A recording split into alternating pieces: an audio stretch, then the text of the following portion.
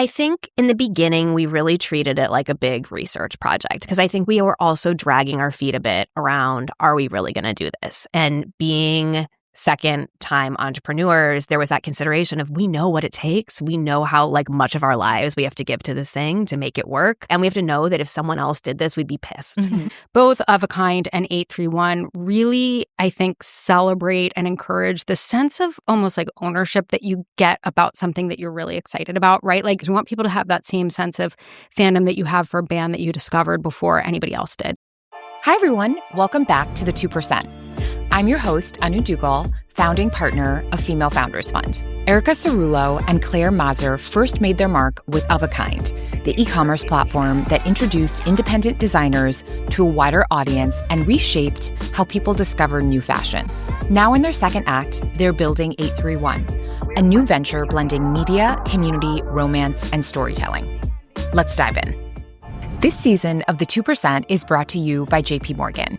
JP Morgan has teams to support you at every stage of your growth. As former founders who have worked in local markets themselves, the bankers at JP Morgan bring deep sector knowledge and lived experiences to their clients. JP Morgan can help you navigate complexity with confidence, backed by real-world insights and an entrepreneurial perspective. Get what your startup needs now at jpmorgan.com/grow-without-limits. JP Morgan is the bank of the innovation economy.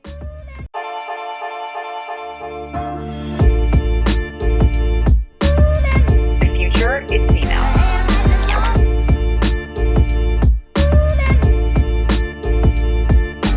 This is the 2% by Female Founders Fund. We're funding the future. So Claire and Erica, great to see you. So good to see you. We're so excited to have 831 as part of our portfolio. And I know you guys have had an incredible past 12 months. So excited to get into it. Before we start, I want to set the stage for 831's with some really fun stats on the romance industry.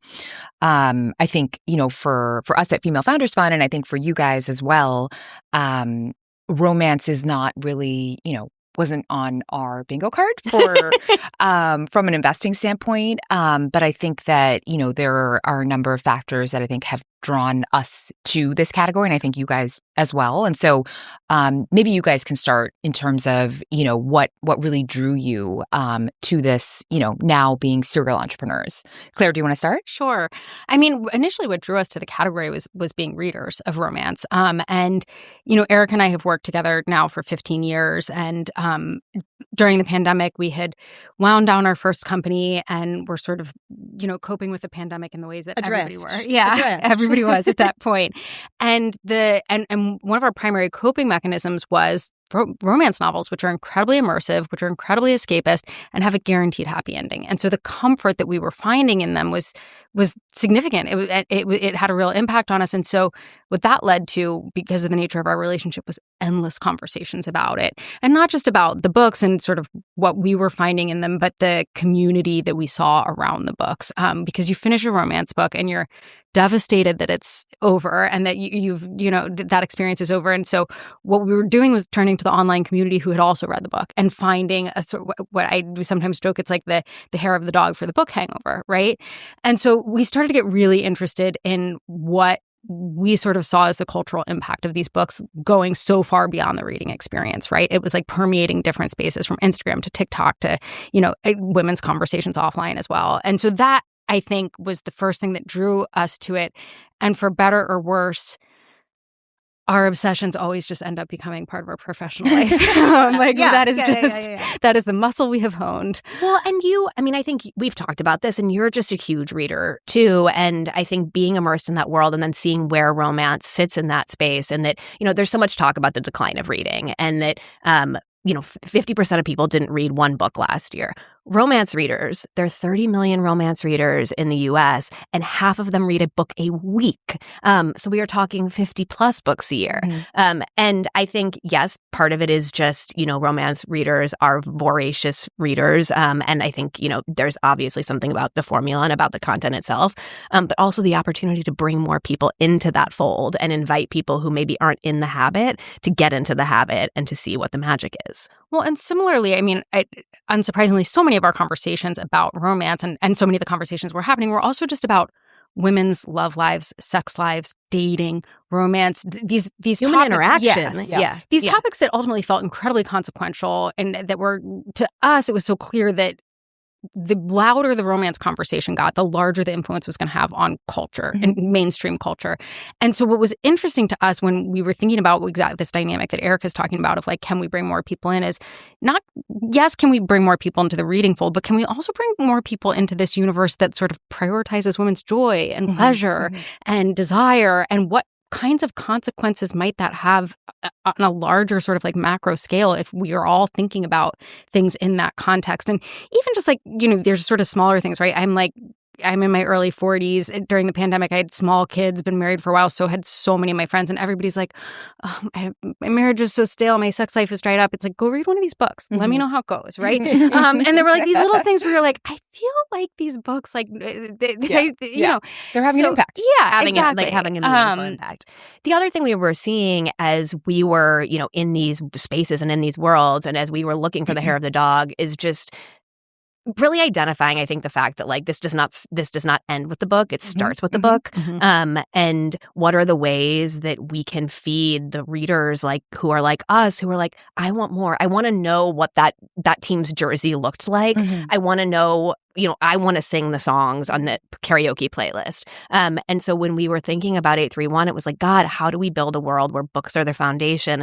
But then we are like just building out all of those Easter fans, inviting fans to do the same, so that when something like Bridgerton or Heated Rivalry or the Emily Henry adaptations come, people can like be on the journey the whole way. Yeah, no, absolutely. And I'll just add to that too. I think we chatted about this last year. When you look at the New York Times bestseller list, whether it's romantasy or romance, such a huge proportion of those bestsellers consistently. It's not just summer romance, right? It's not a flash in the pan thing. And anybody who's worked in publishing for any amount of time will tell you it's been this way for ages, for decades, right? That romance has always, in a lot of ways, floated the publishing industry. And the other thing that really inspires me about the romance genre is, yes, it's been a huge part of the publishing industry, but self-pub is also a huge part of romance. And it means that the authors themselves are incredibly entrepreneurial. And it has sort of trained creative. And it has sort of trained the readers and the audience, I think, to engage with that same sort of creative entrepreneurial spirit. And so you really see it, like the way it inflects the community. And it's just a very fun space to be a part of. Yeah. It's a generative fandom. And fandoms are very complicated spaces, but the idea that fans want to make trailers for a movie that is based on this book, want to put together playlists, want to do supercuts, want to do all of these things, just feels so special. And it was like so fun over break watching all of the Heated Rivalry content and people like encountering this for the first time and being like, you guys, that's all that's going on over here. It's true. I hadn't quite thought of it that way, but it is funny that part of watching people's experiences being like, it's so crazy that my entire algorithm is Heated Rivalry now. And I'm like, oh, well, yes, of course. That's what you do. A romance reader. Like, I knew I couldn't watch Heated Rivalry until the holiday break because I was like, you need to dedicate a lot to to it. And I can't. That needs to be able to be your full-time job for me. Yeah. I can't unlock that level of obsession and engagement until I actually have some time on my hands. Yeah. No, I love that. So this, for this season, we are talking about kind of act 2 from an entrepreneurial standpoint. And so, as you guys think about Of a Kind and, just that experience as a whole, I'm curious, what are parallels, and, maybe you can share a little bit also just about what that business was and then, parallels that you can bring into 831. Yeah. So Of a Kind was a business that we launched together in 2010.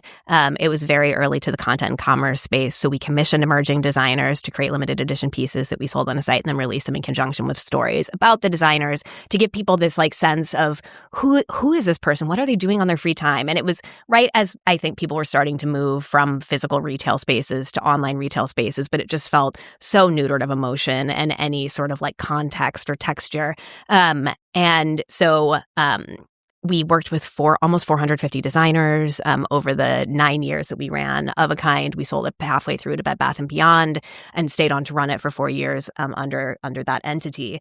And I think the biggest thing is that we don't have to figure out how to work with each other. That is sorted. Yeah. That's huge. I mean, it knowing how to work with each other, knowing, you never fully know how to hire, but getting a lot better at hiring and also firing, and knowing, who we like to work with, the types of people we like to work with.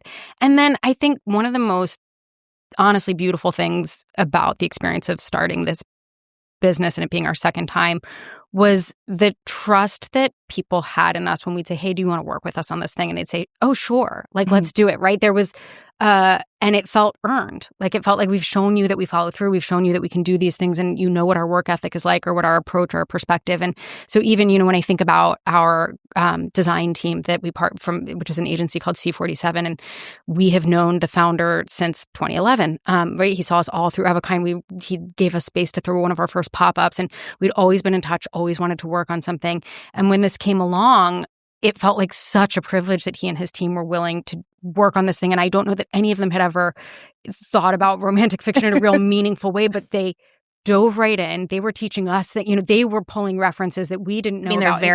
They have a very intellectual deep dive approach. And made us think about it differently, right? They did all the homework and then came up with this incredible visual system to represent our brand and our company, and stuff like that was just so rewarding, because we never could have worked with somebody of their caliber when we started Of a Kind. We were 26 and 27. We never started a company before.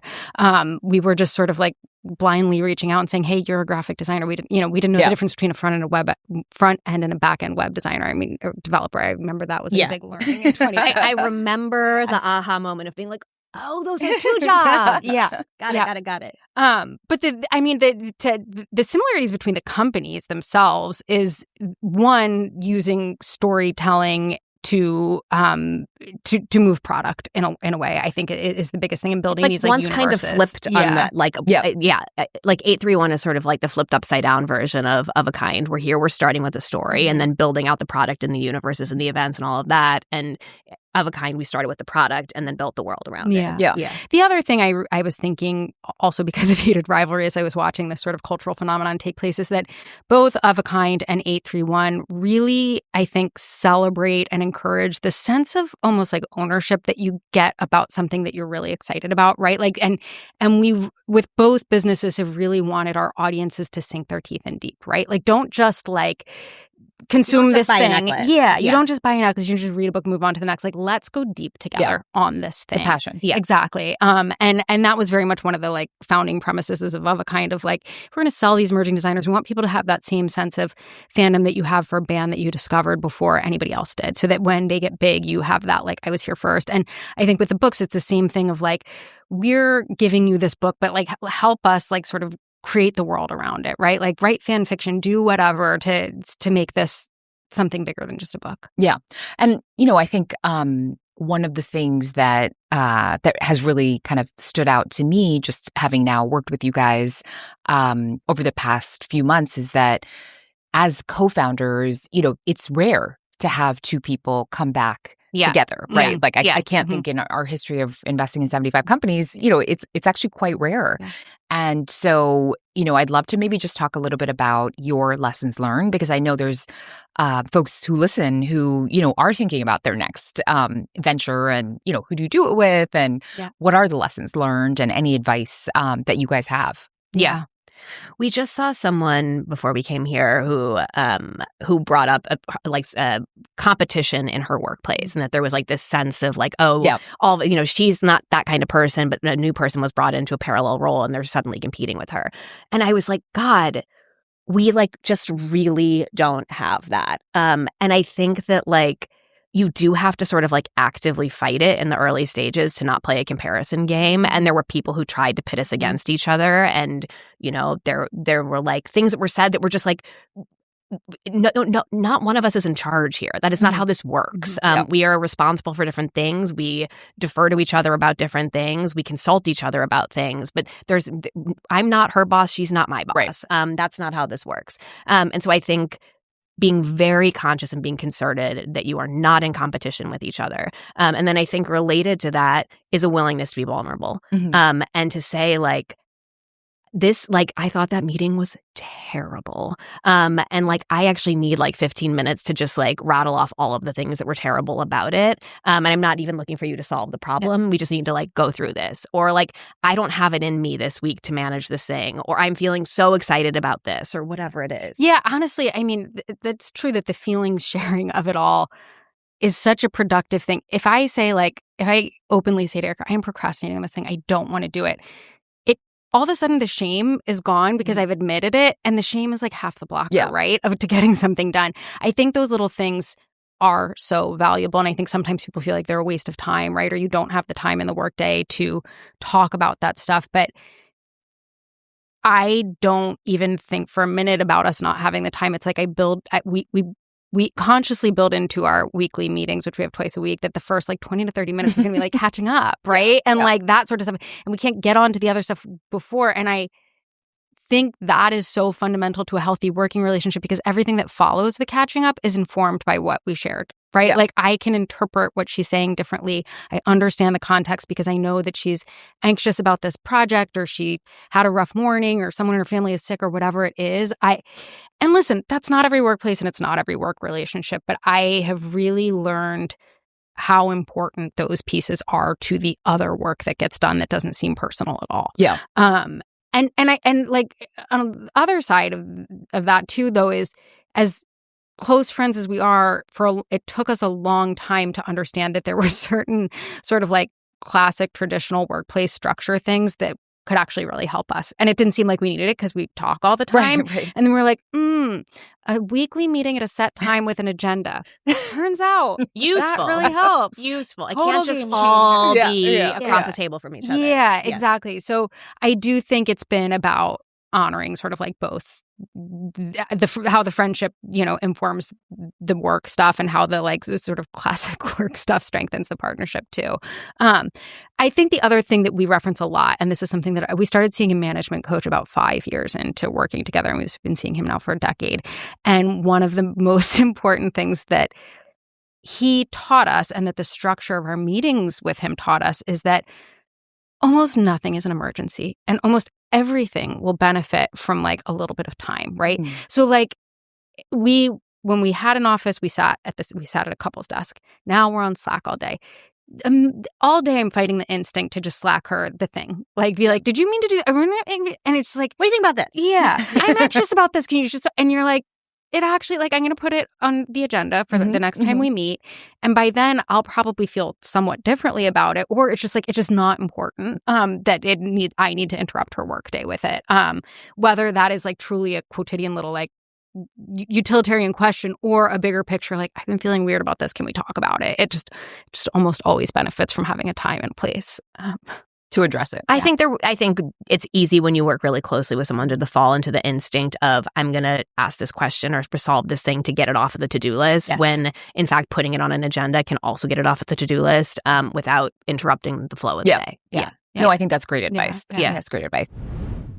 We'll be right back. But first, a quick word from JP Morgan. JP Morgan supports businesses on their journeys from seed to scale. Whether you're in the early days or strategizing your exit, JP Morgan has tailored tools to provide personalized guidance at every stage of growth. And with unmatched reach across industries and markets, JP Morgan can help founders scale with confidence. Find out about how JP Morgan helps founders at jpmorgan.com/grow-without-limits.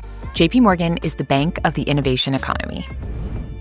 So I want to go back now to the early days of 831.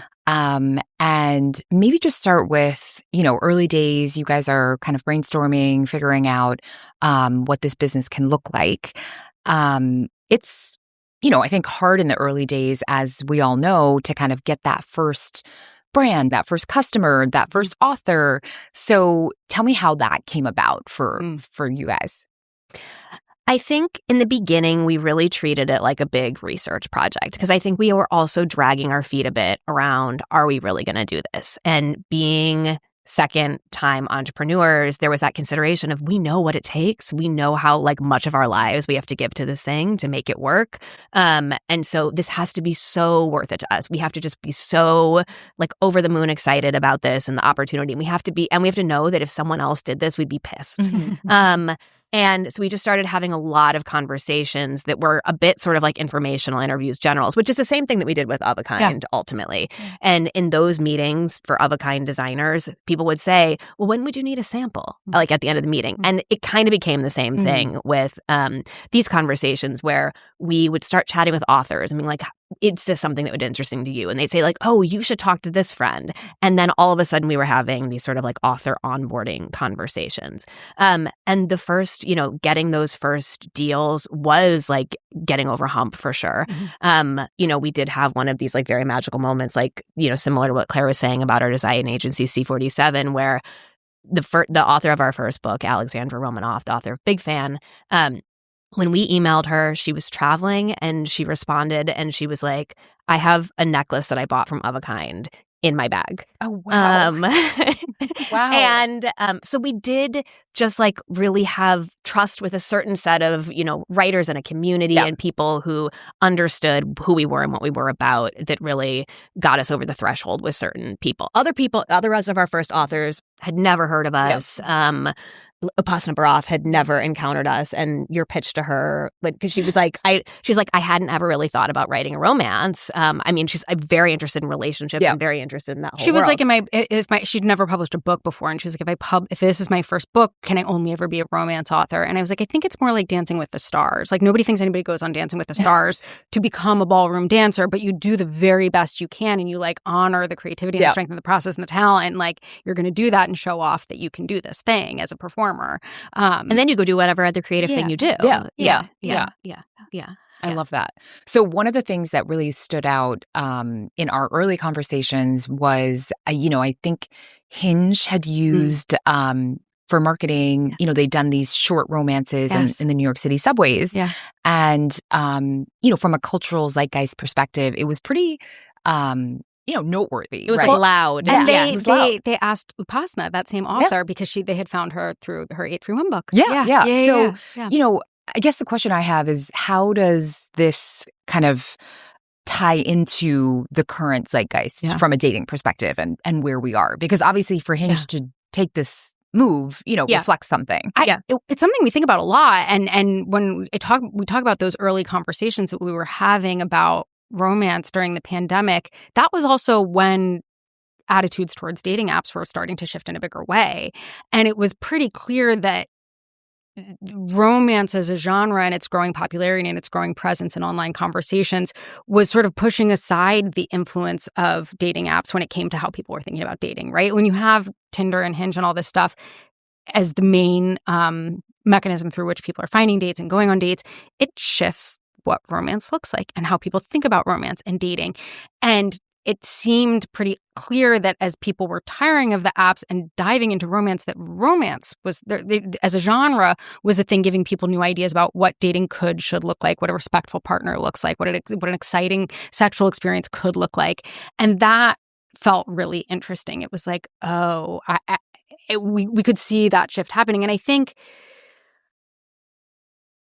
I don't have any, smart futurist insights about where dating apps go from here, but I think that they were right to look to romance as a genre, because I think that is where their users are finding a lot of inspiration and hope. Hope. I think that's the word. Yeah. I saw a TikTok the other day where someone said, when you scoff at romance as a genre and you roll your eyes about women reading this, what you are saying is that women finding a partner who treats them well and cares about their needs is a fantasy. Wow. TikTok is, all of the internet is terrible and wonderful at once. And it's very cool to see these conversations happen on TikTok and watch what I think a younger generation of women who are consuming it realize what healthy relationships can look like, and that there's nothing interesting about dating somebody who treats you poorly. Well, I think also it to a certain degree, I think maybe is also tied to the return of the rom-com. Yes. Right? Yes. Where yes. you are, for a period of time, we didn't have rom-com. Yeah. Exactly. Like it just ceased to exist as a category. Yeah. And I do think that the public is hungry for that. So you're absolutely right about that. And I think romance novels always have a very joyful, happy ending. And the pandemic felt like a real turning point where, like you said, for decades, there was no romance.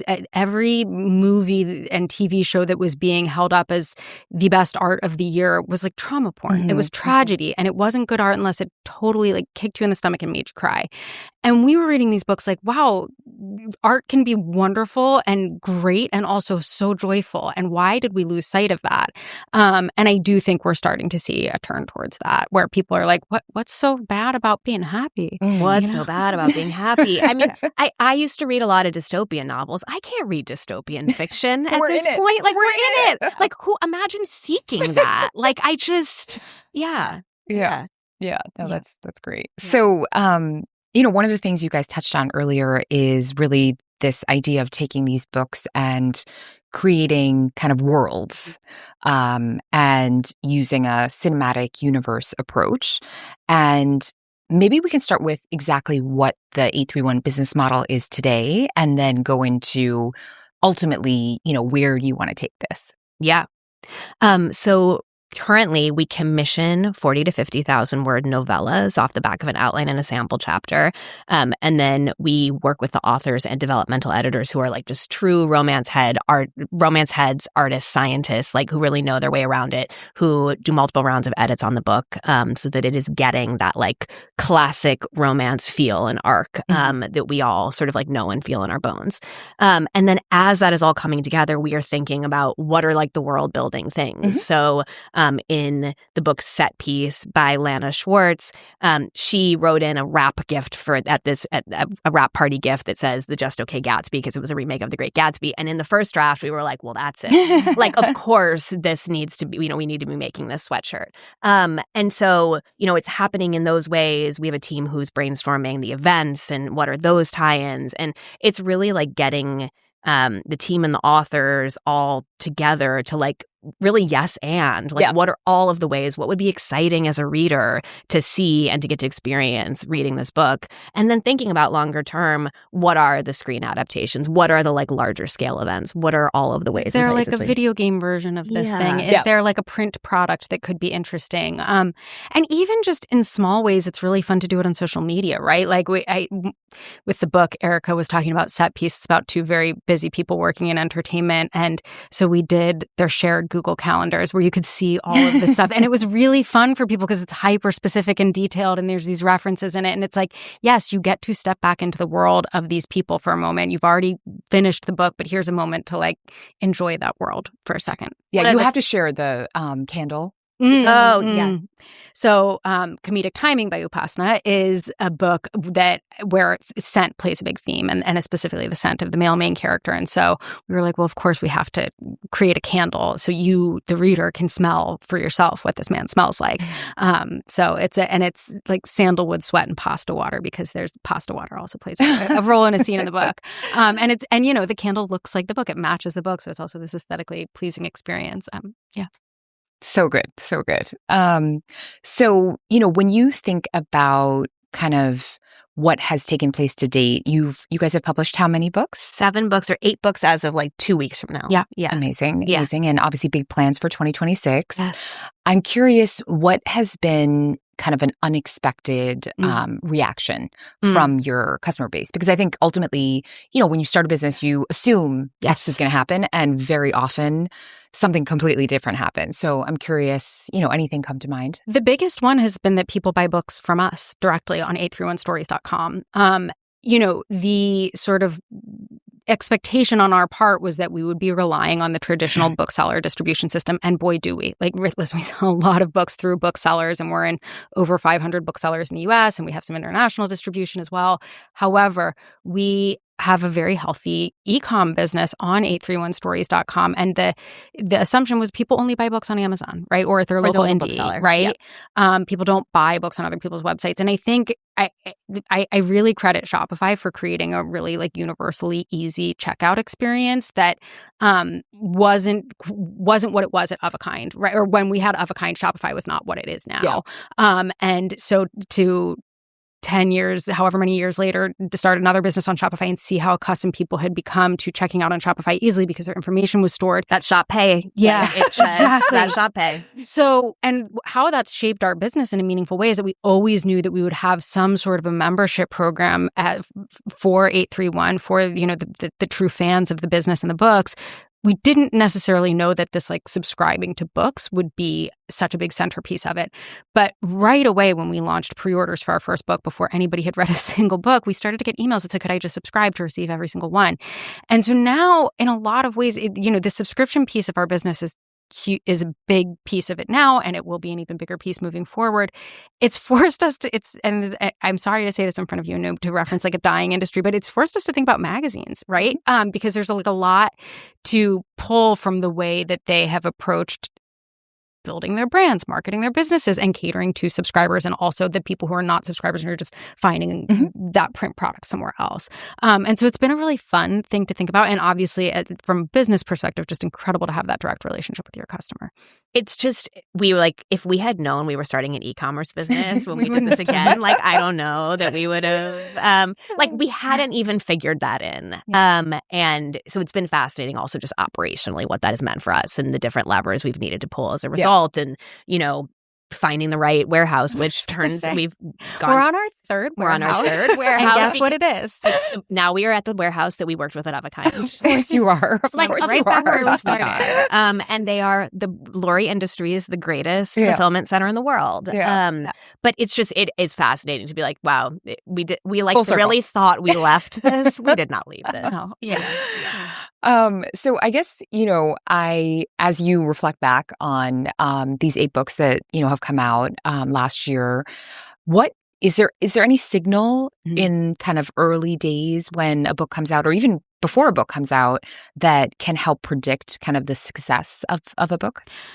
Romance readers are A, incredible readers, and B, very engaged online. And so they are like the most sort of diehard romance readers are engaged with galley culture, right? So like getting digital galleys online or being on lists where they're getting physical galleys. And we have a group of people that we send physical galleys to. There are early readers, and we say like, leave the reviews. We want to know what you think. And you can tell from those early reviews because these are also like real readers, right? Like these are people who sort of get it. They're not reading 50 books a year. They're reading like 200 books a year. So we watch those early reviews. And we have a beta reader who is a woman named Sanjana Bhaskar, who's an incredibly smart romance reader who reads all of our books before they go to publication. So we're getting her read too, and she's a pretty good tell when we get her reaction. Pre-order numbers, always helpful and useful. But I think the thing that's really been fascinating to watch is that so many readers have become 831 Stories completists. Yes. And like really want to have read everything in the catalog and be able to like rank their favorites at the time, and to be able to spot the Easter eggs that mention like other books in the 831 universe. Well, and what you see consistently is people, a first-time buyer, coming and buying a book from us and then coming back for the back catalogs. Like one of the most popular SKUs on our site is the full stack, which is just you get every book in the catalog and it grows. We get add a new one to it. The price goes up for every book, every new book that we publish, but it's people come back for it. Yeah. So the podcast, called 2% for a reason. And, as you guys reflect on the fundraising process and kind of how that played out for you, what stands out in terms of this category? Obviously, we're investors, but anything that, any advice, that you think would be helpful for anyone, thinking about raising their next round? I think one of the things that was really interesting was that we were on no one's bingo card. And I think that like coming into this and everyone's saying, I haven't looked at another romance business. I haven't thought about this category, or if I have, it was not in the context of, investing. And so I think that very quickly, we got yeses for our first meetings, or we got immediate no's. This is not part of our, agenda for this, our thesis for this. Yeah. It is not AI. It is not crypto. It is not part of our thesis. And I think because we didn't fall into a thesis for anyone, we probably didn't waste as much time just having like chats that were definitely not going anywhere.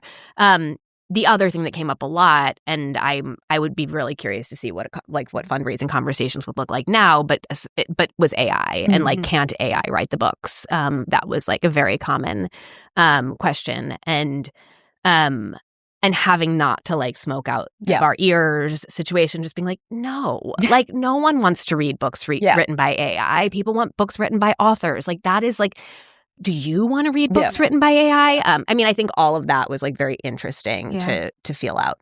The other thing that I think was interesting, and I think about a lot because I don't know how anyone solves for it, is we would get feedback a lot of like, I really love this business. I believe in this business. I think this business can be successful. I don't know if it's a venture business, right?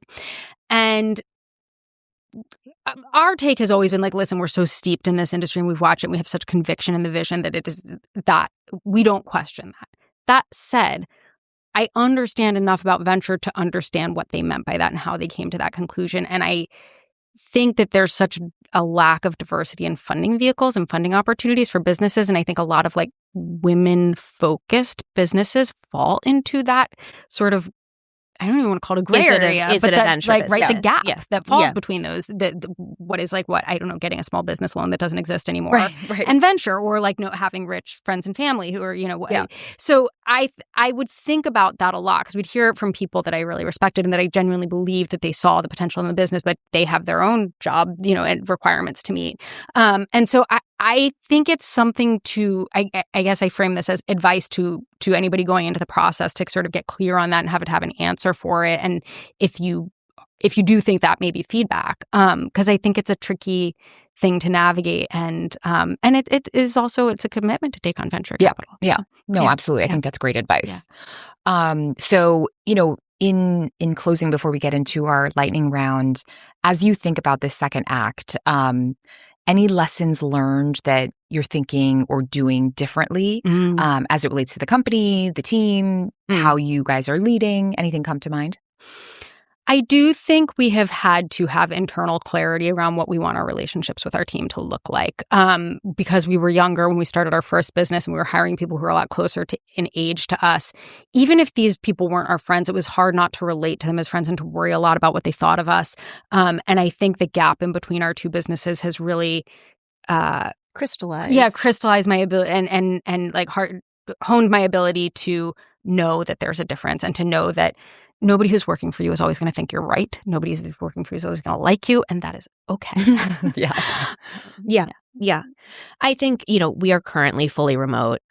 We are a team of 6 full-time. And who knows what the future will hold, but it has been really exciting, I think, for us to be able to not have the talent pool limited by New York City.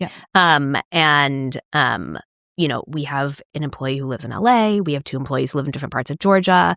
And then we have another employee in New York. And it's just, I think, been fun to be able to have that mix. And especially in the business, in a category like romance, where the reader is everywhere, I think it hopefully longer terms protect us from being too sort of like New York centric or like coastally minded. Yeah. And all of those people have hosted events for us and, in all their states. And so it's been wonderful. Yeah.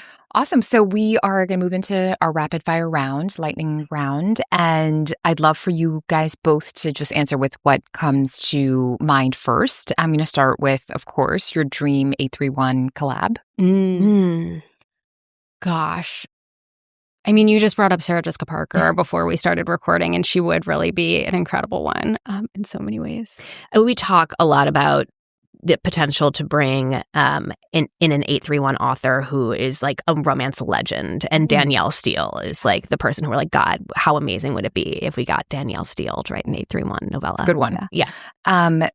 What's one under the radar female author that you'd like to shout out? I just thought about this the other day. For me, it's maybe for both of us, Regina Black. Oh, yes. We really, really love her writing. She had a book out last year called August Lane that was about, it was a bit of a cowboy romance, but with like, it was country music industry. And she was on this cowboy romance panel that we had at McNally Jackson last year. And she was just like so incredible. Yeah. Do you remember the first romance novel that you ever read? It's a great question. I remember one of the first sexy books I read was Summer Sisters. And I remember taking my mom's copy of Fear of Flying off the shelf also. Romance itself, I mean, so much YA is romance. I mean, that's the thing. I was going to say that is, it's like forever, I was a big John Grisham reader as like as a too small child, probably. God, why am I losing the name of the one that starred Matt Damon and Claire Danes in the movie adaptation? The Firm? No, not The Firm, not The Client. That book, in retrospect, was like, and was like sexy and had a happily ever after. Yeah. And it's not a romance, of course, because it's a John Grisham book. Right. But it follows a pretty classic romance arc in that way. Yeah. Awesome. Yeah. Great. Well, thank you both. This was amazing. Thank you. And always such a pleasure to chat with you and learn about how you're thinking about the future of 831. So thanks for joining us. Thanks for having us.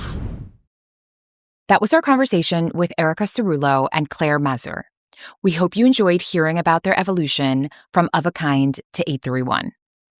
If you enjoyed this conversation, please don't forget to subscribe to the 2% on YouTube, Spotify, and Apple Podcasts. Thanks for listening.